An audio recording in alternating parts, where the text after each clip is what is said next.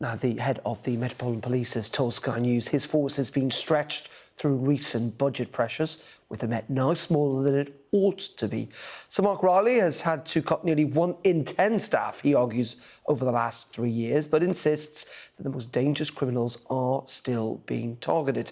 He was speaking to Sky's Trevor Phillips, who joined Sir Mark's firearms team on a dawn raid.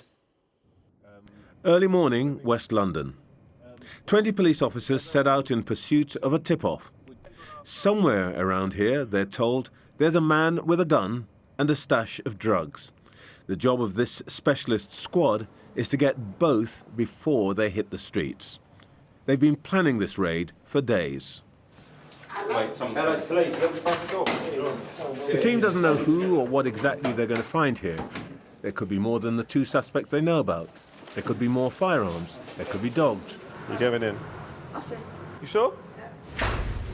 So they've come ready for anything. Police officer! Come to the door! Show your hands! The suspect's there, but so too is a young woman, not yet out of her teens. But so far they haven't found the things they most need to see, the drugs, and if there are any, weapons. Yeah. Find. Find. Finally, a gun, not locked away, but in a rucksack. The fact it's in a rucksack means, it looks like it's probably ready to go and take it out into the public domain. I'd suggest that it's readily accessible and he's intending on taking it out of him, because it's a rucksack you take on your day-to-day business. So that's the problem. He's probably not just keeping it in your dress, he's taking it actually out with him while he's walking the streets of London, unfortunately. The suspect's on his way to the police station. If he's charged and convicted, he'll be put away for at least 5 years, probably more for possession of the drugs and the gun. OK, so this is what we found in the address. We found bundles of what we believe is crack cocaine, so prepared into individual rocks. These are a set of electronic scales. They were just on a coffee table in the living room. With that was a knife, some cutting agent, and that's where the drugs are found. Basically, we just have to sit to the police station and ask you some questions. The girl who emerges isn't the woman they expected to find. In fact, she isn't a woman at all. She says she's just 17, but like the man, greets arrest like a routine event.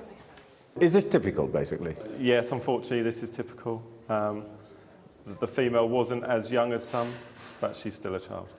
You find kids that are even younger than... We think she's 17, but even younger than that? Yeah, we think she's 17, but yeah, sometimes, especially around drug supply, we do find kids younger than that, 13, 14, 15-year-olds.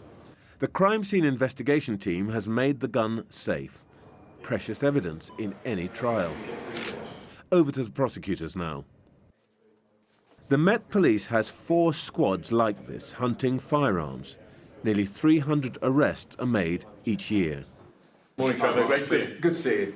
But the Commissioner, Sir Mark Rowley, tells me his force is being increasingly squeezed. I don't pretend we're not a stretch service. We are. We're smaller than I think we ought to be. But I don't want to give a sort of message of a lack of hope or a lack of determination. I could always use more.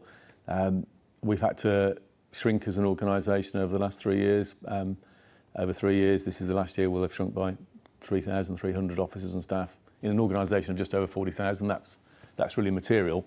But we've been really deliberate and choosy about where we take those cuts, and being able to target the most dangerous remains a high priority. Are you seeing the shift in resources you'd like to see yet? I've seen the Mayor and the Home Secretary sort of fighting hard for police resourcing. It's not where I'd want it to be, but it's better than it might have been without their efforts. An hour after this morning's raid, the team's out again, on a manhunt. But for them, this is just another day at the office. Trevor Phillips, Sky News.